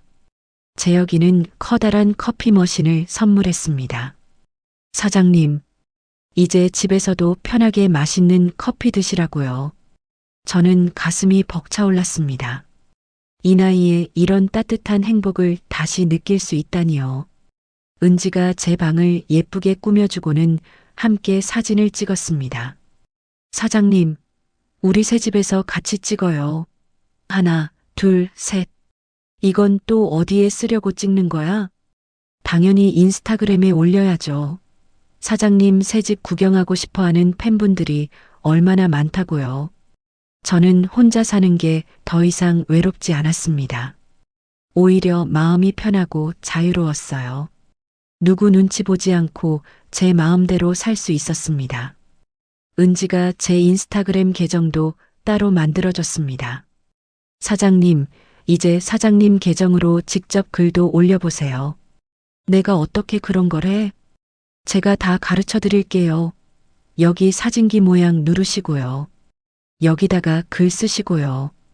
그 다음에 이 버튼 누르시면 돼요. 쉽죠? 저는 서툴지만 조금씩 배웠습니다. 카페에서 일어나는 일상들을 사진으로 찍어서 올렸어요. 오늘 새로 나온 빵이에요. 맛있게 드세요. 금방 댓글이 달렸습니다. 할머니 너무 귀여우세요. 빵 사러 당장 갈게요. 할머니 늘 응원해요. 건강하세요. 팔로워가 어느새 10,000명을 넘었습니다. 은지가 저보다 더 신나서 말했습니다. 사장님, 이제 진짜 인플루언서세요. 인플루언서? 그게 또 뭔데? 인스타그램에서 엄청 영향력 있는 사람이란 뜻이에요. 어느 날은 한 커피 회사에서 연락이 왔습니다. 사장님, 저희 제품 협찬해 드리고 싶은데요. 협찬이요? 네. 저희 커피 원두를 사용해 보시고 괜찮으시면 사장님 인스타그램에 한번 올려주실 수 있을까요? 물론 광고비는 따로 넉넉히 챙겨드리겠습니다. 저는 재혁이한테 물어봤습니다. 재혁아, 나 이런 거 해도 되는 거야? 사장님, 당연하죠. 제품이 좋은 제품이라면 얼마든지 하세요. 이제 사장님 인스타그램 영향력이 엄청 크시니까요. 정말 신기한 일이었습니다. 70이 넘어서 인터넷 스타가 될 줄은 꿈에도 몰랐어요. 어느 날 제빵사 혁수가 저를 불렀습니다. 사장님, 우리 카페만의 특별한 시그니처 메뉴를 만들고 싶은데요. 사장님만의 레시피로요. 내 레시피? 네. 사장님이 40년 동안 만드신 그런 특별한 음식이요. 그걸 빵이랑 결합해보면 어떨까요? 저는 잠시 생각해 봤습니다. 글쎄, 다른 건 모르겠고, 김치는 있는데, 내가 40년 동안 하루도 안 거르고 담근 김치. 혁수의 눈이 반짝였습니다. 김치요? 그거 정말 좋아요. 마침 냉장고에 넣어두신 김치 있으니까 당장 그걸로 뭔가 만들어 볼게요. 기다려주세요. 며칠 후 혁수가 조심스럽게 새로운 빵을 들고 왔습니다. 사장님, 이거 한번 드셔보세요. 사장님 김치로 만든 김치 크루아상입니다. 저는 조심스럽게 한 입 베어 물었습니다. 고소하고 바삭한 크루아상 빵 속에 제가 담근 김치의 매콤하고 깊은 맛이 어우러졌어요. 혁수야, 이거 정말 맛있는데? 정말요, 다행이다. 김치 크루아상은 금방 카페의 최고 인기 메뉴가 되었습니다. 손님들이 줄을 서서 사가는 빵이 되었어요. 저는 매일 아침 눈을 뜨는 게 행복했습니다. 70이 넘어서 제 인생에 이런 날이 올 줄은 정말 몰랐어요. 카페에 가는 발걸음이 즐거웠고 저를 보며 웃어주는 손님들을 만나는 게 기뻤습니다. 제 얼어붙었던 인생에 드디어 따뜻한 봄이 온 것 같았습니다. 카페를 오픈한 지 정확히 1년이 되던 날이었습니다. 저는 그날따라 새벽부터 눈이 떠져서 카페로 향했어요. 오늘은 손님들에게 감사하는 마음으로 1주년 기념 행사를 하는 날이었습니다. 오랜만에 가슴이 설레고 두근거렸어요. 가게에 도착하니 은지와 혁수가 벌써 와서 분주하게 준비하고 있었습니다. 사장님, 어서 오세요. 아이고, 오늘 주인공이신데 제일 일찍 오셨네. 얼른 저기 편하게 앉아 계세요. 아니야. 나도 뭐라도 거들어야지. 손님들 오시는데. 은지가 제 손을 잡아 끌며 못 박았습니다. 안 돼요. 오늘은 절대 안 됩니다. 사장님은 오늘 저희가 챙겨드리는 것 받기만 하시는 날이에요. 아셨죠? 오전 11시가 되자 손님들이 모여들기 시작했습니다. 늘 뵙던 반가운 단골 손님들이었죠. 정수기가 남편과 함께 제 손을 덥석 잡았습니다. 오키야. 아이고, 장하다, 내 친구. 1년 만에 이렇게 번듯하게 성공할 줄 누가 알았겠어. 내가 다 눈물이 나네. 다 네가 도와준 덕분이야, 정수가. 동네 상인의 사람들도 찾아왔습니다. 커다란 축하 화환이 카페 입구를 든든하게 지켰습니다. 오후 2시 드디어 본격적인 행사가 시작됐습니다. 재혁이가 마이크를 잡고 사람들 앞에 섰습니다. 여러분, 오늘 이렇게 바쁘신데 와주셔서 정말 감사합니다. 저희 행복 카페가 드디어 오픈 1주년을 맞이했습니다. 사람들이 뜨거운 박수를 쳤습니다. 재혁이가 저를 가만히 바라보며 말을 잇는데 목소리가 조금 떨리는 것 같았어요. 여기 계신 서옥희 사장님을 처음 만난 건 아득한 30년 전입니다. 저는 그때 부모도 없이 떠돌던 10살짜리 고아였습니다. 순간 카페 안이 조용해졌습니다. 너무 배가 고파서 구멍가게 앞을 서성이고 있었죠. 그때 사장님이 저를 보시고는 아무것도 묻지 않으시고 안으로 데리고 들어가셨습니다. 재혁이의 목소리가 점점 더 떨렸습니다. 따뜻한 밥을 주셨습니다. 추울까봐 옷도 챙겨주셨어요. 저한테는 어머니 같은 분이셨습니다. 저는 눈앞이 흐려져서 고개를 숙였습니다. 그런 사장님이 칠순이 넘어서 힘든 시기를 보내신다는 소식을 들었습니다. 그래서 제가 받은 은혜의 1/1000이라도 갚고 싶었습니다. 재혁이가 제게 다가와 손을 잡았습니다. 사장님, 정말 존경합니다. 저는 평생 사장님을 제 어머니처럼 생각하고 모시겠습니다. 여기저기서 훌쩍이는 소리가 들렸습니다. 사람들이 큰 박수를 쳤어요. 저는 흐르는 눈물을 닦으며 일어났습니다. 재혁아, 이렇게 훌륭하게 잘 자라줘서 내가 더 고맙다. 재혁이가 저를 꼭 안았습니다. 저는 30년 전 밥 한 술에 눈물을 뚝뚝 흘리던 그 작은 소년을 떠올렸습니다. 배고파서 떨던 그 아이가 이렇게 훌륭한 사람이 되어서 제 앞에 서 있었습니다. 행사가 끝나고 재혁이가 저를 따로 불렀습니다. 사장님, 이번 달 매출 보셨어요? 드디어 1억 원 넘었습니다. 뭐, 1억? 네. 그래서 이번 달 사장님 몫은 1,000만 원이 넘을 겁니다. 재혁아, 나 이렇게 많이 받아도 되는 거니? 이거 너무 많은 거 아니야? 재혁이가 환하게 웃으며 말했습니다. 아닙니다, 사장님. 사장님이 피땀 흘려 일하신 만큼 당연히 받으시는 겁니다. 저는 통장을 확인했습니다. 카페에서 일한 지 1년 동안 모은 돈이 어느새 5천만 원이 넘었어요. 반지하 방에서는 상상도 못할 돈이었습니다. 며칠 후 재혁이가 새로운 제안을 했습니다. 사장님, 이제 2호점을 오픈하려고 합니다. 2호점이라고? 네, 저쪽 반대편 신도시예요. 사장님께서 2매장을 총괄 관리해 주시면 좋겠습니다. 재혁아, 내가 그걸 할 수 있을까? 물론이죠. 사장님 아니면 이 일은 아무도 못합니다. 얼마 후 2호점이 문을 열었습니다. 저는 2매장을 오가며 직원들을 관리하고 손님들을 챙겼어요. 몸은 바빴지만 마음은 날아갈 듯 즐거웠습니다. 손님들을 만나고 젊은 직원들과 이야기하는 게 제 삶의 활력이 되었습니다. 어느 날 저녁 은지가 저를 보며 물었습니다. 사장님, 요즘 행복하세요? 저는 은지를 보며 환하게 웃었습니다. 그럼 행복하고 말고 내 인생에 이렇게 행복한 적이 없었어.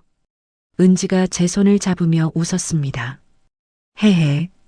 저도 사장님 만나서 매일매일 행복해요. 나도 너희들 만나서 정말 행복하다. 1년 전 그 춥고 곰팡내 나던 반지하 방에서 숨죽여 울던 제가 이제는 많은 사람들에게 희망을 주는 사람이 되었습니다. 재혁이, 은지, 혁수, 정숙이 그들이 제 곁에 있었습니다. 저는 매일 아침 카페에 가는 게 즐거웠습니다. 손님들을 만나는 게 기뻤습니다. 70이 넘어서 이런 삶을 살 수 있다는 게 그저 감사했어요. 카페 1주년을 넘기고 석 달쯤 지났습니다. 어느 날 오후 카페는 손님들로 제법 붐비고 있었어요. 저는 카운터에서 웃으며 손님들의 주문을 받고 있었습니다. 그때 갑자기 카페 문이 쾅 하고 요란하게 열렸어요. 주연이었습니다. 며느리의 얼굴은 눈물과 콧물로 완전히 범벅이 되어 있었어요. 주연이가 저를 보자마자 미친 듯이 달려와서 제 앞에 무릎을 꿇었습니다. 어머님, 어떡해요, 어머님. 손님들이 모두 놀라서 저희 쪽을 쳐다봤어요. 카페 안의 공기가 순식간에 얼어붙었습니다. 저는 너무 당황해서 주연이를 일으키려 했습니다. 주연아, 너 지금 뭐 하는 짓이야? 어서 일어나. 사람들이 다 보잖아. 어머님, 경준 씨가. 주연이가 울부짖으며 말을 잇지 못했습니다. 저는 순간 가슴이 쿵하고 내려앉았어요. 경준이가 왜? 무슨 일이야? 어서 말해. 병원에 입원했어요. 스스로 목숨을 버리려고 했어요. 저는 귀를 의심했습니다. 뭐라고? 그게 지금 무슨 소리야? 스스로를 해쳤어요. 다행히 제가 발견해서 병원에 겨우 데려갔어요. 저는 다리에 힘이 풀려 그 자리에 쓰러질 뻔했습니다. 마침 은지가 놀라서 달려와 저를 부축했어요. 사장님, 괜찮으세요? 주연이가 제 옷자락을 붙잡고 매달렸습니다. 어머님, 제발 우리 경준 씨 좀 살려주세요. 비톡촉 때문에 도저히 견딜 수가 없대요. 저는 떨리는 목소리로 물었습니다. 빚이 도대체 얼만데? 3억이에요. 저는 입을 다물지 못했습니다. 그때 사무실에서 재혁이가 뛰쳐나왔습니다. 사장님, 이게 무슨 일입니까? 괜찮으십니까? 주연이가 재혁이를 보자마자 그 아이에게도 매달렸습니다. 제발 저희 어머님 좀 설득해 주세요. 지금 아들이 죽게 생겼단 말이에요. 재혁이가 저를 보며 조심스럽지만 단호하게 말했습니다. 사장님, 정신 차리십시오. 함정일 수 있습니다. 조심하셔야 해요. 재혁아, 그래도 내 아들이야. 저 지경이라는데 병원에는 가봐야지. 저는 떨리는 손으로 앞치마를 벗었습니다. 은지야, 미안한데 카페 좀 부탁해. 네, 사장님. 걱정 마시고 어서 다녀오세요. 재혁이가 저를 차에 태웠습니다. 주연이도 훌쩍이며 뒷자리에 따라 탔어요. 병원으로 가는 내내 저는 손이 덜덜 떨리는 것을 멈출 수가 없었습니다. 병원에 도착했습니다. 일반 병동이 아니라 굳게 문이 닫힌 정신과 병동이었어요. 주연이가 앞장서서 병실로 저를 안내했습니다. 문을 열고 들어갔습니다. 경준이가 침대에 멍하니 누워 있었습니다. 왼쪽 손목에는 하얀 붕대가 칭칭 감겨 있고 초점 없는 눈으로 천장만 바라보고 있었습니다. 경준아. 경준이가 아주 천천히 고개를 돌리고는 저를 보자마자 다쳤던 눈물샘이 터진 듯 눈물이 주르륵 흘렀습니다. 엄마. 경준이가 아이처럼 흐느끼기 시작했습니다. 왜 그랬어? 왜 이런 끔찍한 짓을 했어? 죄송해요. 엄마 정말 죄송해요. 너 잘못되면 이 엄마 보고는 어떻게 살라고. 매일같이 빚쟁이들한테 전화가 와요. 더는 견딜 수가 없었어요. 그때 의사가 들어왔습니다. 보호자분이십니까? 네, 제가 엄마입니다. 환자가 현재 극심한 우울증과 불안장애를 겪고 있습니다. 당분간은 가족들의 절대적인 관심과 지원이 필요합니다. 얼마나 입원해야 하나요? 최소한 달은 지켜봐야 할 것 같습니다. 약물 치료와 상담 치료를 병행할 겁니다. 저는 고개를 끄덕였습니다. 의사가 나가고 저는 경준이를 보며 말했습니다. 경준아, 다른 생각 아무것도 하지 말고 일단 치료부터 받아. 병원비는 이 엄마가 어떻게든 낼게. 주연이가 제 손을 덥석 잡았습니다. 어머님, 고맙습니다. 정말 고맙습니다. 저는 복잡한 감정에 휩싸였습니다. 아들이 밉고 원망스러웠지만 그래도 제 아들이기에 차마 외면할 수는 없었습니다. 그날부터 저는 경준이의 치료비를 대기 시작했습니다. 한 달에 100만 원씩 꼬박꼬박 들어갔어요. 거기다 주연이가 고시원에 산다며 먹고 살 돈이 한 푼도 없다고 생활비도 달라고 했습니다. 어머님, 저희 정말 굶어 죽게 생겼어요. 쌀 돈도 없어요. 얼마나 필요한데? 한 달에 50만 원만이라도 주세요. 저는 결국 생활비까지 주기 시작했습니다.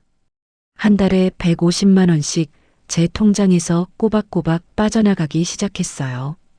통장 잔고가 조금씩 줄어들었습니다. 그러던 어느 날 카페에 낯선 남자들이 찾아왔습니다. 딱 봐도 인상이 험악하고 덩치가 큰 남자 2명이었어요. 여기가 서옥희 씨 가게 맞나? 네, 제가 서옥희인데요. 무슨 일로? 당신 이경준이 엄마 맞지? 아들 빚 갚아야 할 거 아니야? 카페에 있던 손님들이 수군거리기 시작했습니다. 저는 당황해서 말했습니다. 여기서 이러지 마시고 밖으로 나가서 얘기해요. 아니, 여기서 얘기할 거야.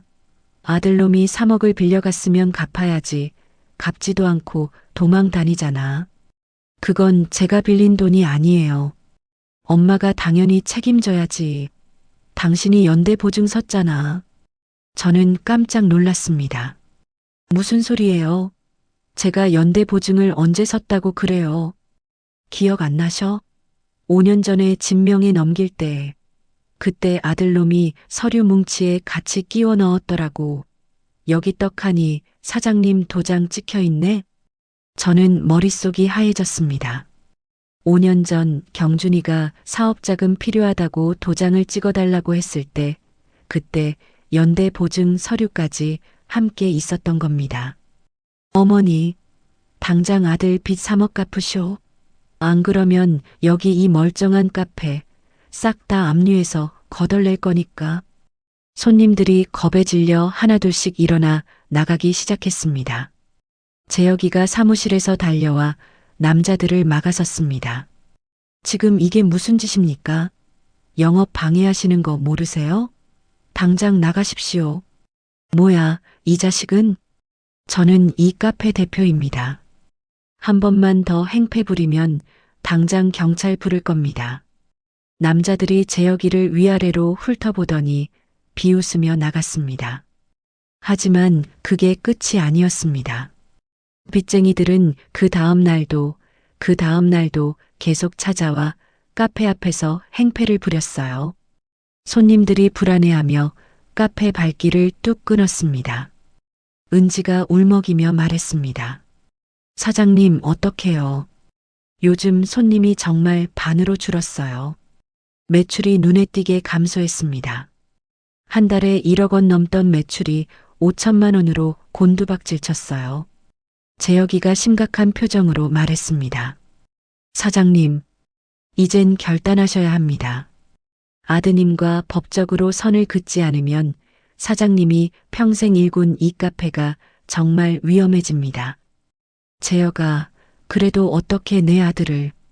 사장님, 아드님 빚 때문에 카페까지 망하면 어떡하실 겁니까? 정신 차리셔야 해요. 며칠 후 주연이가 또다시 카페로 찾아왔습니다. 손님이 없는 텅 빈 시간을 노려서 온 것 같았어요. 어머님, 저 마지막 부탁이 있어요. 또 무슨 부탁인데? 딱 5천만 원만 빌려주세요. 그것만 있으면 빚쟁이들 급한 불 끄고 경준 씨도 다시 시작할 수 있어요. 네. 저는 단호하게 고개를 저었습니다. 안 된다. 그건 못 줘. 그건 내 마지막 노후 자금이야. 어머님, 카페에서 매달 돈 버시잖아요. 돈방석에 앉으셨다면서요. 그렇다고 5천만 원을 어떻게 줘? 나도 살아야지. 주연이가 눈을 부릅떴습니다. 뭐라고요? 돈이 있으면서도 아들을 버리시겠다, 이 말이에요? 버리는 게 아니야. 치료비랑 생활비는 매달 주고 있잖아. 그게 어디 돈이에요? 푼돈이잖아요. 빚을 갚아야 우리 경준 씨가 살 수 있다고요. 주연이가 악에 받쳐 소리를 지르며 나갔습니다. 그리고 며칠 후 은지가 울면서 제게 핸드폰 화면을 보여줬습니다. 인터넷에 온갖 악성 댓글이 달리기 시작한 겁니다. 그 빵집 할머니 알고 보니 위선자래요. 아들이 죽어가는데 돈 몇 푼이 아까워서 버렸대요. 사장님, 도대체 누가 이런 끔찍한 글을 퍼뜨리는 걸까요? 저는 순간 주연이의 그 도끼 어린 눈빛을 떠올렸습니다. 은지야, 혹시 누가 이런 글을 올린 건지 알 수 있어? 은지가 여기저기 추적해 보더니 말했어요. 며느님이 온갖 동네 커뮤니티에 이 글을 올리고 다녔어요. 저는 그 자리에 주저앉았습니다. 제 며느리가 저를 파렴치한으로 몰아가며 거짓 소문을 퍼뜨리고 있었던 겁니다. 고민 끝에 저는 경준이를 다시 만나기로 했습니다. 병원에서 퇴원한 경준이를 주연이가 말한 고시원 근처의 작은 카페에서 만났죠. 엄마, 경준이가 한 달 새에 몰라보게 수척해져 있었습니다. 경준아, 5천만 원은 못 준다. 하지만 네가 정말 다시 일어설 때까지 치료비랑 생활비는 계속 줄게. 엄마, 그것만으로는 빚을 갚을 수가 없어.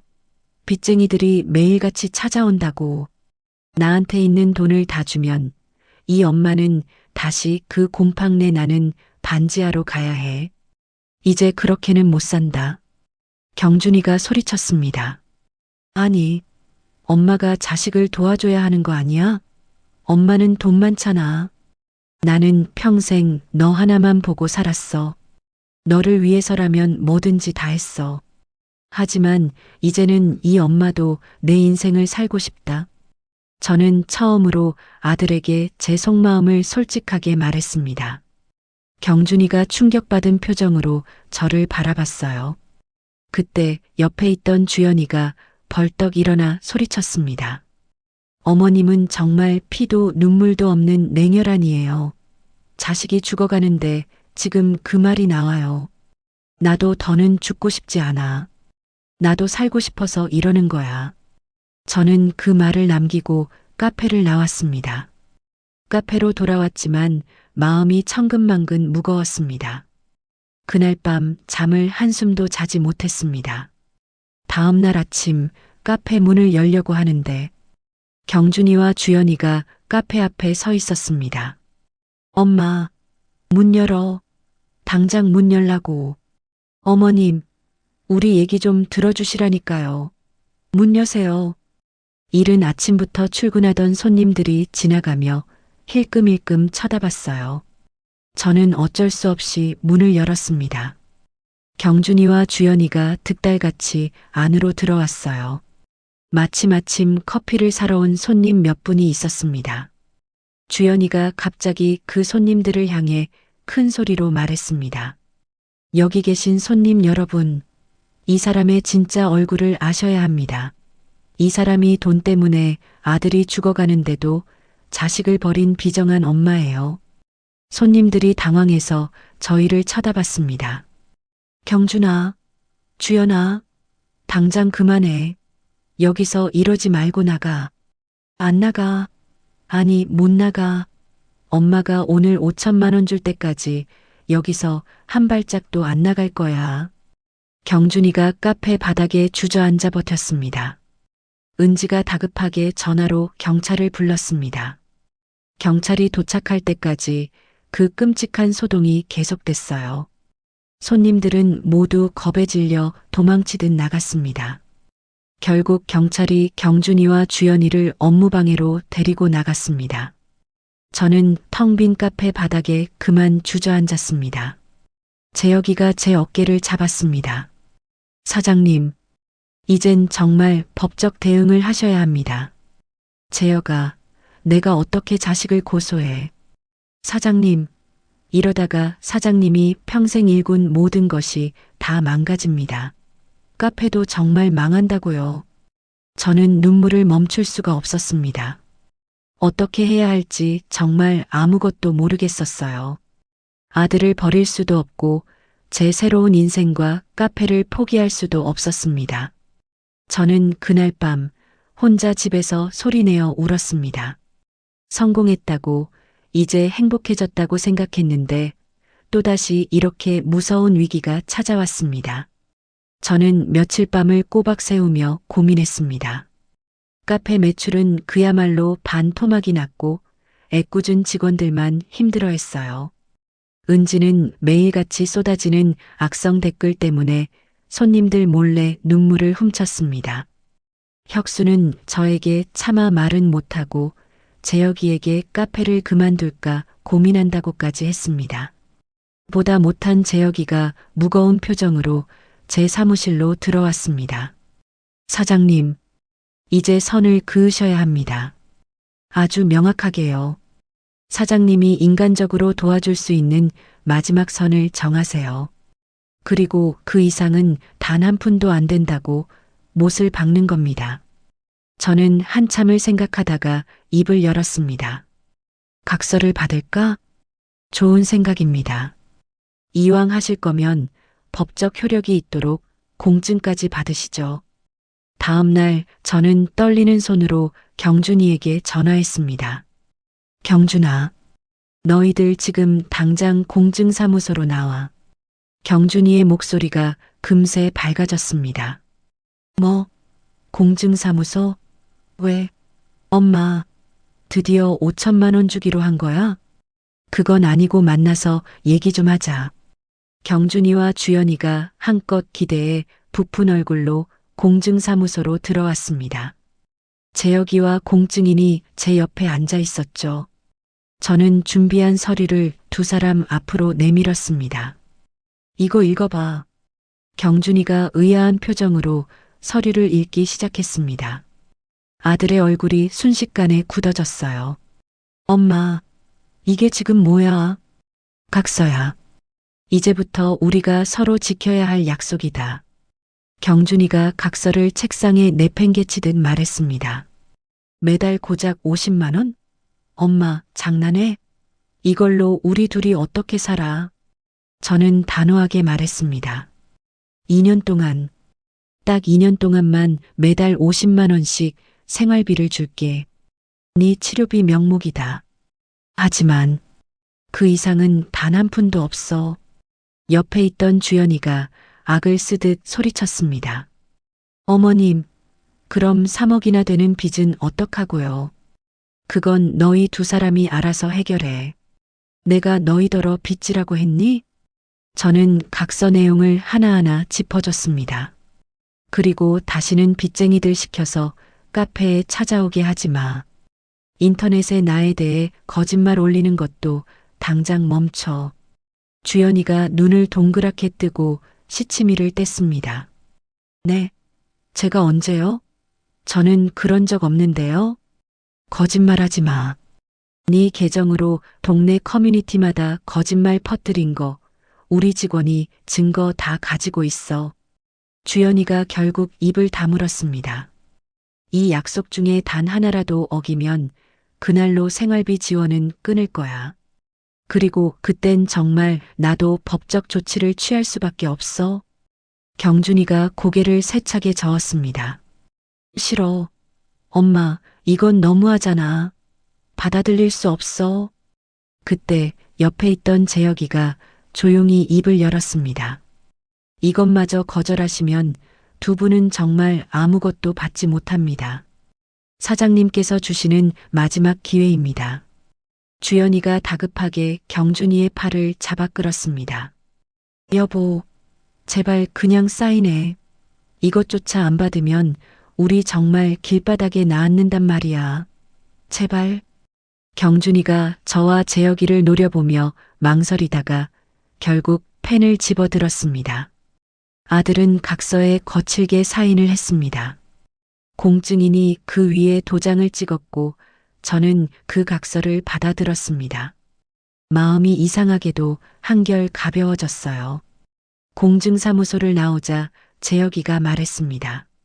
사장님, 정말 잘하셨습니다. 재혁아, 그동안 내가 너무 미안했다. 이제 우리 카페를 다시 살려야지. 네. 우선 직원들한테 먼저 사과부터 하시는 게 좋겠습니다. 저는 카페로 돌아오자마자 은지와 혁수를 불렀습니다. 은지야, 혁수야, 정말 미안하다. 나 때문에 너희들한테까지 큰 피해를 줬구나. 은지가 고개를 저었습니다. 아니에요. 사장님 잘못이 아니잖아요. 아니야. 앞으로는 다시는 이런 일 없을 거야. 내가 너희한테 약속할게. 혁수가 저를 보며 씩씩하게 말했습니다. 사장님, 저희는 사장님 믿어요.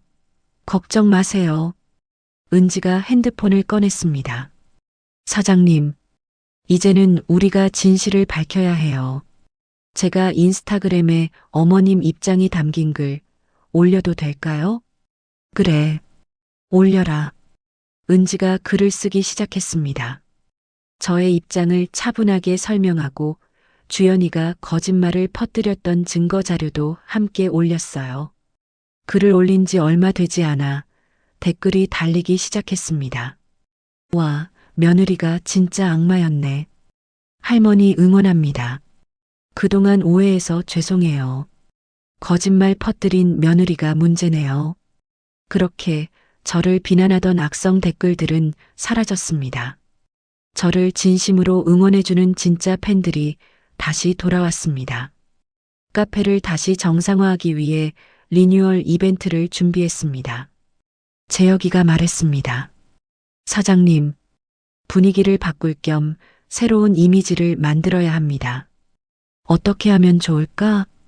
그동안 우리를 믿고 기다려준 단골 손님들을 초대해서 작게나마 감사 행사를 여는 겁니다.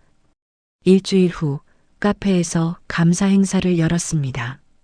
반가운 단골 손님들이 모두 모였어요. 혁수가 새로운 메뉴를 가득 들고 나왔습니다. 사장님, 그리고 여러분, 이 위기를 기회로 삼고자 제가 새로운 메뉴를 개발했습니다. 어머, 그게 뭔가? 바로 전통 한과와 빵을 결합한 퓨전 베이커리입니다. 여기 약과빵, 그리고 강정 크루아상입니다. 손님들이 시식해보고는 감탄했습니다. 세상에, 이거 정말 맛있는데? 너무 신기해요. 한과랑 빵이 이렇게 잘 어울리네요. 이 새로운 메뉴는 금방 입소문을 타기 시작했습니다. 은지가 이 기회를 놓치지 않고 SNS 마케팅을 강화했습니다. 사장님, 이제부터는 매일매일 새로운 콘텐츠를 올릴게요. 아이고, 고맙다, 은지야. 사장님의 일상, 혁수 씨의 새로운 메뉴, 손님들과의 이야기. 이런 따뜻한 걸 계속 올릴 거예요. 점차 떠났던 손님들이 돌아오고 새로운 손님들이 찾아오기 시작했습니다. 매출도 서서히 회복되기 시작했어요. 한 달이 지나자 매출은 다시 예전 수준으로 돌아왔습니다. 재혁이가 기뻐하며 말했습니다. 사장님, 이제 3호점 계획을 다시 추진할 수 있겠습니다. 뭐? 3호점? 네. 투자자들을 다시 설득했습니다. 다들 사장님의 위기 대처 능력을 보고 오히려 더 믿는다고 합니다. 저는 이번 위기를 겪으며 저 자신이 더 강해진 것 같았습니다. 이대로 무너질 것 같았지만 결국 다시 일어섰어요. 어느 날 정수기가 카페로 찾아왔습니다. 오키야, 혹시 나 여기서 일 좀 하면 안 될까? 정수가, 네가? 갑자기 왜? 응, 자식들 다 키워놓고 집에만 있으니까 너무 심심해. 나도 너처럼 멋지게 일하고 싶다. 그래, 그럼 파트타임으로 한번 해봐. 제 오래된 친구 정수기가 카페 아르바이트로 합류했습니다. 친구와 함께 일하니 정말 든든하고 좋았어요. 저는 매일 아침 카페에 출근하는 게 정말 행복했습니다. 저는 약속대로 매달 경준이의 계좌로 50만 원을 보냈습니다. 다행히 그 이후로 아들 부부로부터 어떤 추가 요구도 없었어요. 빚쟁이들도 더 이상 카페에 찾아오지 않았습니다. 그렇게 석 달쯤 지났을 때였습니다. 퇴근하고 집에 가니 우편함에 낯선 편지 한 통이 들어 있었어요. 보낸 사람은 다름 아닌 경준이었습니다. 저는 조심스러운 마음으로 편지를 열었습니다. 아들의 서툰 글씨가 보였어요. 엄마께, 저는 지금 작은 공장에서 기술을 배우며 일하고 있습니다. 매일 아침 6시에 출근해서 저녁 6시에 퇴근해요. 몸은 힘들지만 마음은 편하게 성실하게 일하고 있습니다. 주연이도 편의점 야간 아르바이트를 시작했어요. 저희는 이제 고시원에서 나와 작은 월세방에서 검소하게 살고 있습니다. 엄마가 보내주시는 50만 원은 제 치료비와 최소한의 생활비로 쓰고 있습니다. 나머지는 저희가 벌어서 생활하고 있습니다. 병원에서 정신과 치료를 꾸준히 받으면서 제가 얼마나 큰 죄를 지었는지 깨달았습니다. 제가 죽지 않고 다시 사람답게 살 수 있게 해주셔서 감사합니다. 빚도 주연이와 둘이서 조금씩 갚아가고 있습니다. 아주 오래 걸리겠지만 포기하지 않을게요. 엄마, 부디 건강하세요. 못난 아들 경준 올림. 저는 편지를 다 읽고 나서 저도 모르게 눈물을 흘렸습니다. 제 아들이 정말 변하고 있는 것 같았습니다. 하지만 솔직히 아직 아들을 웃으며 만날 마음의 준비는 되지 않았습니다. 제가 받은 상처가 아직 다 아물지 않았거든요. 저는 그 편지를 서랍 깊숙한 곳에 넣었습니다. 언젠가 제가 아들을 웃으며 만날 준비가 되면 그때 다시 꺼내볼 겁니다. 하지만 지금은 아니었어요. 지금은 오롯이 제가 행복해야 할 시간이었습니다. 계절이 지나 따뜻한 봄이 왔어요. 벚꽃이 흩날리기 시작하는 어느 화창한 오후였어요. 카페 문이 조용히 열리길래 저는 카운터에서 고개를 들었습니다. 경준이었습니다. 꾀죄죄하던 옷차림이 아니라 깔끔한 셔츠 차림이었고 텅 비어있던 얼굴에는 생기가 돌았습니다. 경준이는 조심스럽게 안으로 들어와 구석자리에 앉았어요. 저는 잠시 망설이다가 아들에게 다가갔습니다. 아메리카노 한 잔 주세요. 저는 묵묵히 커피를 내려서 아들 앞에 놓았습니다. 경준이가 고개를 들어 저를 봤습니다. 엄마, 잠깐 앉아 얘기 좀 하고 싶어. 저는 아들의 맞은편에 앉았습니다. 경준이가 어렵게 말을 시작했습니다. 엄마, 나 1년 넘게 공장에서 일했어. 정말 성실하게. 저는 그저 조용히 들었습니다. 빚도 한참 남았지만 꾸준히 갚고 있어. 그리고 주연이랑 둘이서 작은 떡볶이 가게 시작했어. 시장 구석에 아주 조그만 가게야. 그래. 장사가 엄청 잘 되진 않지만 그래도 우리 둘이 먹고 살 만해. 이제 우리 힘으로 사는 거야. 경준이가 커피를 한 모금 마셨습니다. 엄마, 용서 구하러 온 거 아니야. 내가 한 짓은 평생 용서받을 수 없는 일이니까. 알아. 저는 아무 말도 하지 않았습니다. 그냥 엄마가 잘 지내시는지 너무 보고 싶었어. 경준이가 카페 안을 천천히 둘러봤습니다. 엄마, 정말 대단하셔. 이렇게 성공하시다니. 대단할 거 없어.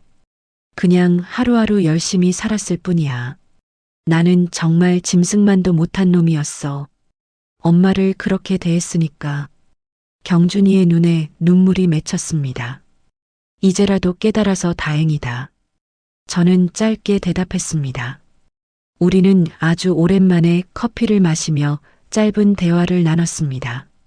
커피를 다 마시고 경준이가 자리에서 일어났습니다. 엄마, 나 갈게. 그래, 가봐. 엄마 고마워. 나 같은 놈 포기하지 않아줘서 정말 고마워. 경준이가 저에게 깊이 고개를 숙이고 나갔습니다. 저는 아들을 완전히 용서한 건 아니었습니다. 가슴에 박힌 상처가 아직 다 아물지 않았으니까요. 하지만 그래도 경준이가 스스로 변하고 있다는 걸 인정했습니다. 재혁이가 다가와 제 어깨를 가만히 두드렸습니다. 사장님, 괜찮으십니까? 응, 괜찮아. 시간이 모든 걸 해결해 줄 겁니다. 그럴까? 네. 아드님이 정말 진심으로 변하고 있는 것 같아요. 저녁이 되었습니다. 저는 카페 창문 너머로 붉게 타는 노을을 바라봤습니다. 지난 2년의 시간이 주마등처럼 스쳐 지나갔습니다. 칠순잔치 다음 날 곰팡내 나는 반지하 방으로 쫓겨났던 그때, 식당에서 설거지 일을 하며 하루에 4만 원을 벌던 그때, 재혁이를 기적처럼 다시 만나고 카페를 시작했던 그때, 꼭 2년이 흘렀습니다. 반지하 방에서 시작한 제 두 번째 인생은 이제 이렇게 찬란하게 빛나고 있었습니다. 은지가 제 곁으로 다가와 말했습니다.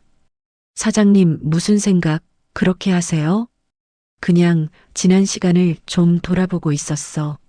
사장님은 정말 멋지세요. 제 롤모델이에요. 아이고, 무슨, 은지야 고마워. 혁수가 갓 구운 빵을 가져왔습니다. 사장님, 이거 드셔보세요. 방금 구웠어요. 고맙다, 혁수야. 정수기가 청소를 하며 씩씩하게 말했습니다. 오키야, 우리 진짜 성공했다. 그렇지? 그래. 정말 잘 살고 있어, 우리. 은지가 퇴근하며 문을 닫고 인사했습니다. 저는 혼자 남아서 카페를 둘러봤습니다. 이곳이 제 삶의 터전이고 제 꿈을 이룬 곳입니다. 저는 깨달았습니다. 피로 맺어진 가족보다 진심으로 저를 아끼고 위하는 사람들과 함께하는 것이 진짜 가족이라는 것을요.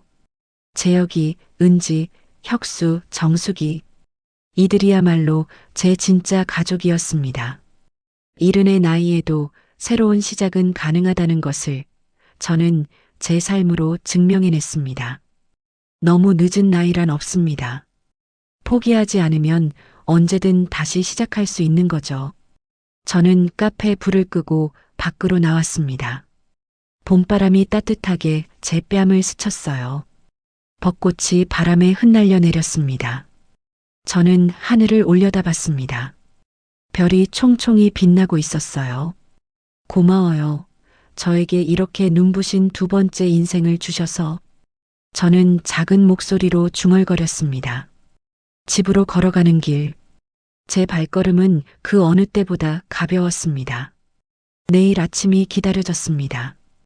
카페에 가서 손님들을 만나고 제 세 가족들과 웃으며 이야기하고 따뜻한 커피를 내리는 일. 그게 바로 제 행복이었습니다. 72년을 살아오며 가장 행복한 시간이 바로 지금이었습니다. 그리고 이 행복은 앞으로도 계속될 거예요.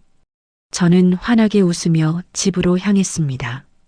제 두 번째 인생은 지금 이 순간에도 가장 아름답게 빛나고 있었습니다. 제 긴 이야기를 들어주셔서 감사합니다. 저는 이제 제 상처를 인정하고 내 선택을 존중하며 당당하게 살아갈 거예요. 이야기를 끝까지 들어주신 분이 계시다면 잘 들었다고 댓글 하나만 남겨주세요. 감사합니다.